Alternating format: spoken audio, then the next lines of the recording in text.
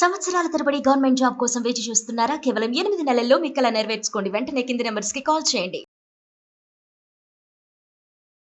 తల్లి ముందర కొడుకుని, భార్య ముందర భర్తని, చెల్లి ముందర అన్నని చంపడం అంటే ఈ రోజుటికి కూడా మనం మధుసూదన్ భార్య మాట్లాడుతుంటే ఆవిడలో వణుకు అనేది షివరింగ్ వస్తుందండి. నిజంగా అంటే ప్రతి సెకండ్ అది వాళ్ళు మర్చిపోనికి ఎంత ప్రయత్నించినా మర్చిపోయేది కాదు. నిజంగా చెప్పాలి అంటే మనము దయాభిక్ష పెట్టడం వల్ల వీళ్ళు రెచ్చిపోతున్నారా ఏంటి? అదే ఎన్నో జరిగాయి మన మీద దాడులు. మీరే అన్నారు ఒక 150 దాకా జరిగాయి. కొంచెం అప్పుడే కఠినంగా శిక్షలు కన్నా వాళ్ళకి అవతల ఉండింటే ఈరోజు ఇవి జరగకపోయేదా అని అనిపిస్తుంది. ఇది మనం చరిత్ర గురించి చాలా నేర్చుకోవాలండి. మనం చాలా మర్చిపోతాం తొందరగా. ఇప్పుడు నేను చెప్పిన 150 ఉగ్రదాడులు కూడా స్వతంత్రం వచ్చిన తర్వాత 1947 మీరు కానీ మొట్టమొదట మన భారతదేశం ప్రపంచంలో కల్లా అతి శక్తివంతమైన దేశం. అది ఒక 1000 సంవత్సరాలు మనము వరల్డ్ ఎకనామిక్ పవర్ గా ఉన్నాం. వరల్డ్ సూపర్ పవర్ అని ఇప్పుడు అమెరికాని ఎట్లా అంటున్నామో మనము వరల్డ్ ఎకనామిక్ పవర్ గా ఒక 1000 సంవత్సరాలు ఉన్నాం. మన దురదృష్టవశాత్తు 712 సంవత్సరం నుంచి మన దేశం మీద దాడులు మొదలైనవి అండి. ఎప్పుడైతే ఎలా భార్యల ముందు పిల్లల ముందు తండ్రులను ఎలా చంపారో ఆ 717 సంవత్సరంలో కూడా మహమ్మద్ బిన్ కాసిం, మహమ్మద్ బిన్ తుగ్లక్, మహమ్మద్ బిన్ కాసిం ఫస్ట్ టైం వచ్చి అటాక్ చేశాడు మన మీద. ఆ తర్వాత మహమ్మద్ బిన్ తుగ్లక్ అటాక్ చేశాడు. మీకు ఒక విషయం గుర్తుంటుంది, డిసెంబర్ 28, 1398 సంవత్సరంలో తైమూర్ అనే అతను ఎక్కడి నుంచి వచ్చాడంటే అండి సమర్ఖండ్ అనే ప్రాంతం నుంచి, ఉజ్బెకిస్తాన్ లో ఉన్న సమర్ఖండ్ నుంచి అనే ప్రాంతం నుంచి ఢిల్లీకి గుర్రాల మీద వచ్చాడండి 15,000 సైన్యంతో సమర్ఖండ్ అనే ప్రాంతం నుంచి మన ఢిల్లీ వరకు గుర్రాల మీద వచ్చాడండి. అతను కుంటివాడండి. అతని పేరు తైమూర్ అండి. ఆ తైమూర్ ఒకే ఒక్క రాత్రి 1,00,000 మంది మన హిందూ చంపేశారు ఢిల్లీలో అండి. ఢిల్లీ నడబొడ్డు 1,00,000 మందిని చంపేసి బంగారము వజ్రాలుతో పాటు 2,00,000 మంది ఆర్టిసన్స్ అంటే స్కిల్డ్ ఆర్టిసన్స్ అంటే వేరియస్ చేతి వృత్తులు చేసే వాళ్ళని నడిపించుకొని ఉజ్బెకిస్తాన్కి మళ్ళీ తీసుకెళ్లాడండి. ఈ ఇన్సిడెంట్ జరిగి మీరు గూగుల్లో సెర్చ్ చేసుకోండి. డిసెంబర్ 28, 1398 ఆ రోజు ఒకే ఒక్క రోజులో 1,00,000 మందిని చంపేసి ఢిల్లీలో 2,00,000 మంది సుశిక్షులైనటువంటి ఆర్టిసన్స్ అంటారు అంటే స్కిల్డ్ ఆర్టిసన్స్ ని తీసుకొని ఉజ్బెకిస్తాన్కి వెళ్ళిపోయాడు. అతను రూల్ చేయలేదు, ఏం చేయలేదు. అది ఒక గొప్ప టెర్రరిస్ట్ అటాక్ మనకి. అతను మన దోచుకోవడానికి వచ్చాడు, ఒకే ఒక రోజులో 1,00,000 మందిని చంపేశాడు, 2,00,000 మందిని తీసుకెళ్లాడు మన వాళ్ళని ఉజ్బెకిస్తాన్ లో సమర్ఖండ్కి. అది ఒక ఇన్సిడెంట్. ఆ తర్వాత కూడా మనకి ఎన్నో ఇన్సిడెంట్లు జరిగినాయండి. మనం చూస్తా ఉన్నాం గురు తేజ్ బహదూర్ బలిదానం, వాళ్ళ పిల్లల్ని ఎలా చంపారో వాళ్ళ ముందే, తల్లి మీద తండ్రి ముందు మతం మారమని చెప్పేసి మనకి అట్లాంటి ఇన్సిడెంట్లు మనకి కొన్ని లక్షలు ఉన్నాయండి. ఈ టెర్రరిజం బారిన మనం గత 1000 సంవత్సరాల్లో మన భారతదేశం ఎన్ని కోట్ల మందిని కోల్పోయిందంటే అది లెక్కించడమే కష్టం, ఎక్కడ హిస్టరీలో లేదు. మీరు కానీ మొట్టమొదటి మహమ్మద్ బిన్ కాసిం, మహమ్మద్ బిన్ తుగ్లక్ నుంచి 712 సంవత్సరం నుంచి లెక్క పెట్టుకుంటూ వస్తే ఎంతమంది అసూలు బాసారంటే అది ఎన్ని కోట్లు ఉంటుందో అది మనం వెలకడటానికే తెలియదండి. ఆ డేటా ఎక్కడ అవైలబుల్ లేదు. కానీ కొన్ని మాత్రమే మన హిస్టరీలో రాశారు కాబట్టి మనకి ఈ తైమూర్ ఎంతమంది చంపాడు ఇవన్నీ తెలుస్తుంది మనకి. ఎన్నిసార్లు తుగ్లక్ మన మీద అటాక్ చేశాడు ఇవన్నీ కొన్ని మాత్రమే రచించారు, కొన్ని మాత్రం మన దగ్గర లేవండి. సో మన జాతి కొన్ని కోట్ల మందిని ఇలా ఈ విధంగానే మనం పోగొట్టుకున్నాము. అదే ఇప్పుడు కూడా వీళ్ళు రిపీట్ చేస్తారండి. ఇప్పటికి ఏం తేడలేదు. పిల్లల ముందు వాళ్ళ ముందు చంపేశారు కదా, ఆ తైమూర్ కూడా అదే చేశాడు, కాసిం బిన్ తుగ్లక్ కూడా అదే చేశాడు. వీళ్ళందరూ అదే చేస్తున్నారు. స్ట్రాటజీ మాత్రం వాళ్ళు అదేనండి. వాళ్ళకి ఎందుకంటే వాళ్ళ గ్రంథాల నుంచి వస్తుందో మరి ఏమో, వాళ్ళందరూ మిస్గైడెడ్ అండి. వాళ్ళ ఆ కాన్సెప్ట్ తోటి మన మీద దాడి చేస్తూనే ఉన్నారు. అప్పటి నుంచి మనం ఆ బాధలు భరిస్తూనే ఉన్నాము. ఇప్పటికైనా ఇప్పుడు మన ప్రభుత్వం ప్రస్తుతం తీసుకున్న కఠినమైన నిర్ణయాలతోటి మనం కొంతవరకు మనం సాధించగలం విజయం. ఎందుకంటే మన ఇప్పుడు ఆర్మ్డ్ ఫోర్సెస్ అనేది మోస్ట్ పవర్ఫుల్ అండి. మన ఇండియన్ ఆర్మ్డ్ ఫోర్సెస్ వరల్డ్ లో 4th లో ఉన్నాయండి. తర్వాత మనము అంటే ఇప్పుడు పాకిస్తాన్ మన ముందు కంపారిజన్ రాదండి, దేంట్లోనూ లేదు. పాకిస్తాన్ పాపులేషన్ 24 కోట్లు అండి. ఉత్తరప్రదేశ్ కన్నా తక్కువ అండి ఆ దేశము పాపులేషన్ వచ్చేసి. ఆ దేశంలో ఇప్పుడు తినడానికి తిండి లేదండి. ఎందుకంటే ఆ దేశం ఒక చిన్న దేశం. ఉత్తరప్రదేశ్ లాంటి దేశము డిఫెన్స్ బడ్జెట్ ఇప్పుడు ప్రస్తుతం వాళ్ళకి 2.3 లక్షల కోట్లు ఖర్చు పెడుతుంది సంవత్సరానికి. మీరు ఆలోచించండి, ఒక రాష్ట్రం ఇప్పుడు మన ఆంధ్రప్రదేశ్ తెలంగాణ తీసుకుంటే శాలరీస్ ఇవ్వడానికే కొంచెం కష్టం అవుతుంది గవర్నమెంట్ కి. అలాంటిది పాకిస్తాన్ దేశము 2.3 లక్షల రూపాయలని డిఫెన్స్ ఖర్చు చేస్తూ ఉంది గత 78 సంవత్సరాలు 79 సంవత్సరాల నుంచి. అది ఎంతకాలం భరించగలదు? ఆర్మీ, నేవీ, ఎయిర్ ఫోర్స్ వాళ్ళ సిబ్బంది, దానికి ఎక్విప్మెంట్, ఎయిర్ క్రాఫ్ట్స్, మెయింటెనెన్స్, దానికి కావాల్సిన ఫ్యూయిల్, ఇవన్నీ వాళ్ళకి కావాల్సిన పెన్షన్స్, 6.5 లక్షల సైన్యం ఉంది, వాళ్ళకి శాలరీస్, తర్వాత రిటైర్ వాళ్ళకి పెన్షన్స్, అవన్నీ ఇచ్చుకుంటూ పోతే వాళ్ళ బడ్జెట్ 2.3 లక్షల కోట్ల సంవత్సరానికి అయితే ఒక రాష్ట్రం, ఉత్తరప్రదేశ్ కంటే చిన్న రాష్ట్రము, గత 80 సంవత్సరాల నుంచి ఖర్చు పెడుతుందంటే ఎంతకాలం అది నిలబడుతుందంటే మీరు ఆలోచించండి. ఒక చిన్న మనం ఆలోచించుకోండి, ఒక ఉత్తరప్రదేశ్ బడ్జెట్ ఉంది, ఆ బడ్జెట్ ఉత్తరప్రదేశ్ కి మీరు అది అనుసంధానించండి.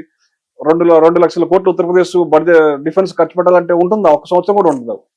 అట్లాగే పాకిస్తాన్ పరిస్థితి ఇప్పుడు ఏంటంటే, ఇంతవరకు గత 50 సంవత్సరాల నుంచి ఫేక్ ఇండియన్ కరెన్సీ నోట్స్ మనకు పంపించి ఒక 15-20% మన ఎకానమీలోకి చొప్పించేసి మన ఎకానమీని దెబ్బతీస్తూ వాళ్ళు బతికారు ఇప్పటి వరకు.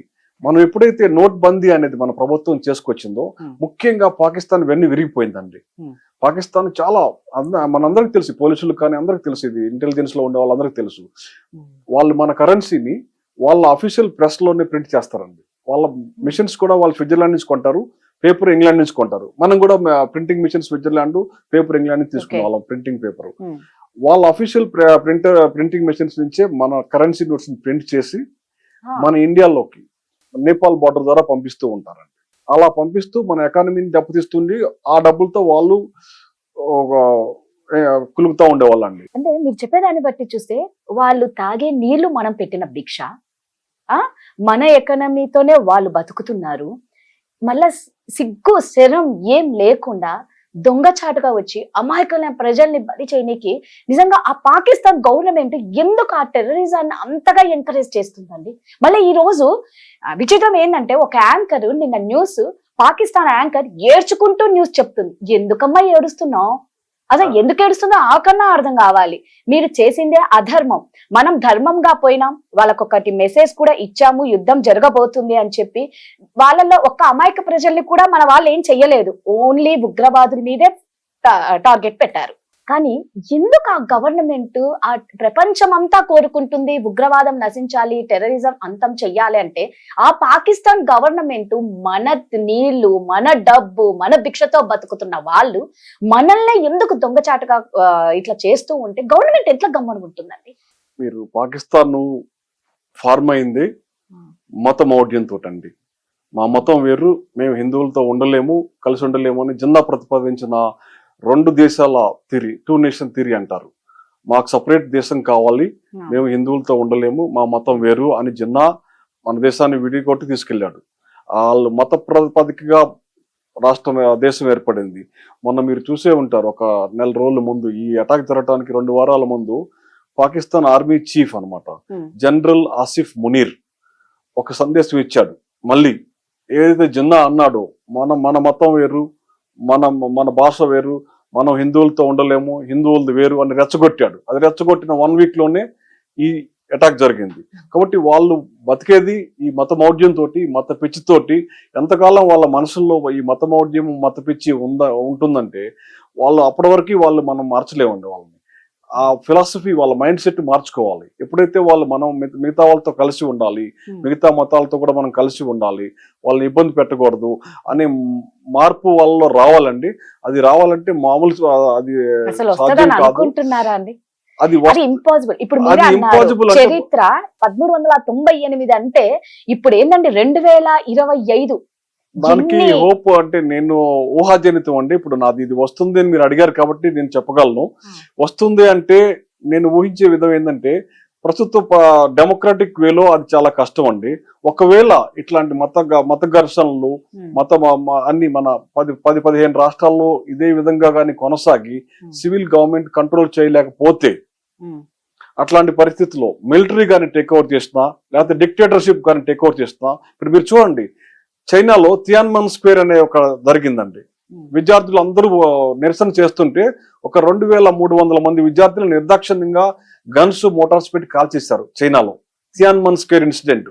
ఆ తర్వాత షీ జిన్పింగ్ చైనాను కంట్రోల్ తీసుకొని పరిపాలిస్తున్నాడు అండి కొన్ని సంవత్సరాల నుంచి. ఆయన ఎప్పటి నుంచి పరిపాలిస్తున్నాడు చూడండి, 20-30 సంవత్సరాల నుంచి పరిపాలిస్తున్నాడు షీ జిన్పింగ్. ఉక్కు పాదంతో పరిపాలిస్తున్నాడు చైనాని. ఆ చైనాలో కూడా ఇస్లాం ఉందండి. ఒక పెద్ద రాష్ట్రం ఉంది జిన్జియాంగ్ ప్రావిన్స్ అని, పాకిస్తాన్ కి బోర్డర్ గా ఉంటుంది ఆ రాష్ట్రం, చైనాది. అక్కడ ఎక్కువ మంది ముస్లింస్ ఉంటారు, 1.5 కోట్లు. ఆ దేశంలో ఇస్లాం ఎట్లా ఉంటుందో మీకు తెలుసా?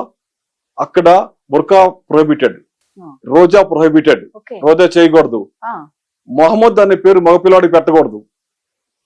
ఇవన్నీ కంపల్సరిగా షీ జిన్పింగ్ చైనా అధ్యక్షుడు ఇంప్లిమెంట్ చేస్తున్నాడు. ఎప్పటి నుంచో కదా, ఎప్పటి నుంచో బుర్కా కూడా లేదు. ఉక్కు పాదంతో మహమ్మద్ అనే పేరు ఎవరు పెట్టుకోవడానికి ప్రొహిబిటెడ్.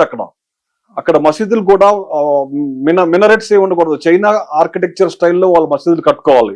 వాళ్ళ మసీదులు మనకి పిల్లర్స్ ఉంటాయి కదా, ఆ పిల్లర్స్ చార్మినార్స్ ఆ టైపు అట్లాంటివి అక్కడ ఉండకూడదు. ఉంటే ఇమ్మీడియట్ గా కూల్ చేస్తారు. వాళ్ళందరూ చేత డాన్స్ చేస్తారు. డాన్స్ ప్రొహిబిటెడ్ ఇస్లాంలో. సో అవి అంతా చేస్తున్నారు. కానీ ఎవరు వాళ్ళని ఏమనరు. ఏ దేశం అన్నారు? పాకిస్తాన్ అందు, పాకిస్తాన్కి చైనా మిత్రుడు. కానీ వాళ్ళు అక్కడ రోజాను ప్రొహిబిట్ చేసినా, మహమ్మద్ అనే పేరుని ప్రొహిబిట్ చేసినా, ఇవన్నీ బుర్కాను ప్రొహిబిట్ చేసినా అక్కడ ఎవరు అంటలేదు. ఎందుకంటే అది డిక్టేటర్షిప్. సో మన దేశంలో మనం ఇప్పుడు అది ఊహించలేము, అది రాదు. కానీ మన దేశంలో ఇట్లాంటి వాటిని కంట్రోల్ చేయాలంటే ఎయిదర్ డిక్టేటర్షిప్ కానీ మిలిటరీ ఫార్మ్ ఆఫ్ గవర్నమెంట్ కానీ ఉంటేనే కుదురుతుందని నా అభిప్రాయం అనమాట. కానీ అది వచ్చే ఛాన్స్ ఏం లేదు మన దేశంలో. ఎందుకంటే మన fully democratic peace loving people మనం. అదే అండి, అక్కడ వచ్చిన ప్రాబ్లం అంతా అదే. చాలా మనలో ఉన్నంత దయాభిక్ష మన వాళ్ళని పోగొట్టుకుంటున్నామని నిజంగా అందరూ కొన్ని లక్షల మంది అండి. మీరు కానీ మీకు తెలియదు కానీ ఎంతమంది army jawans, air force jawans ఎంతమంది చనిపోయారండి మనకి గత 40 సంవత్సరాలు. ఏమొస్తుందండి ఈ దయాభిక్షతో? మన వాళ్ళని పోగొట్టుకుంటున్నాం తప్ప మనకంటూ ఏమొస్తుంది? అంటే ఆఖరికి అక్కడ ఆవిడ చెప్తుంది రిస్క్ టీం లేదు. ఎందుకండి టూరిజం ప్లేస్, పాపం వెళ్ళి చెప్పుకుందామన్నా ఒక రిస్క్ టీం లేరు, అక్కడ ఎవ్వరు లేరు. అదేనండి బాధాకరమైన విషయం ఏంటంటే జమ్మూ కాశ్మీర్ లో ఒక 40 టూరిస్ట్ ప్లేస్లు ఉన్నాయండి. ఈ ప్రత్యేక ప్లేస్ ఇంకా ఓపెన్ చేయలేదు యాక్చువల్ గా టూరిస్ట్ కి. వీళ్ళు టూర్ ఆపరేటర్స్ ముందుగా వాళ్ళు ఒక 2 నెలల ముందే ఆపరేట్ చేస్తారు. ఇది ఏంటంటే చారధామ యాత్ర స్టార్ట్ అయిన తర్వాత జూన్ లో ఓపెన్ అవుతుంది అది. దాంతో వాళ్ళు గవర్నమెంట్ కూడా మెకానిజం కూడా యాక్టివేట్ కాలేదు. అప్పుడు అక్కడ గవర్నమెంట్ సివిల్ గవర్నమెంట్ ఫామ్ అయింది. అయినా కానీ యూనియన్ టెరిటరీ రూల్ ఉంది అక్కడ లెఫ్టినెంట్ గవర్నర్ది. దానికి మీరు అన్నట్టు ఆ ప్రదేశం అంతమంది టూరిస్టులు వెళ్ళినప్పుడు కనీసం 100 మందికి పైగా అక్కడ కనీసం సీసీటీవీ ఇన్స్టాలేట్ చేయాలి. ప్లస్ కనీసం ఒక సెక్యూరిటీ పోస్ట్ అంటే జమ్మూ కాశ్మీర్ పోలీసు ఒక అవుట్ పోస్ట్ అనేది పెట్టాలి అక్కడ అంతమంది వెళ్తున్నప్పుడు. కానీ Jammu Kashmir police out post లేదు, ఒక సీసీటీవీ సిస్టమ్ కూడా లేదు. కాబట్టి మన ఇన్ఫ్రాస్ట్రక్చర్ మనం ఇంప్రూవ్ చేసుకోవాలి. ఎన్ని టూరిస్ట్ ప్లేస్లు ఉన్నాయో అవే జమ్మూ కాశ్మీర్లో కాకుండా దీన్ని మనం ఒక ఎగ్జాంపుల్ గా తీసుకొని మిగతా అన్ని టూరిస్ట్ ప్లేస్లలో కూడా సీసీటీవీ కనెక్టివిటీ ప్లస్ అట్లీస్ట్ మనకి పటిష్టమైనటువంటి సెక్యూరిటీ వ్యవస్థ, కనీసం ఒక గార్డ్ పోస్ట్ కానీ వెపనైజ్డ్ గార్డ్ పోస్ట్ అంటే పోలీస్ కానీ ఎవరైనా వెపన్ తోటి ఉండేట్టు అలాంటి గార్డ్ పోస్ట్ ఎస్టాబ్లిష్ చేయాలండి. దీని నుంచి మనం నేర్చుకోవాలి.